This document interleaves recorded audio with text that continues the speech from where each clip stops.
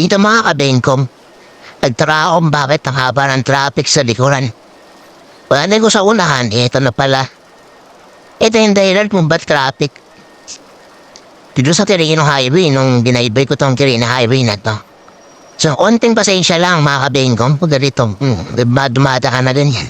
Kasi, isa yan sa mga gumagawa ng MRT. Anong Quirino Highway. Medyo matagal nga lang, so pasensya lang yung kailangan mo. Para, ayan, ba.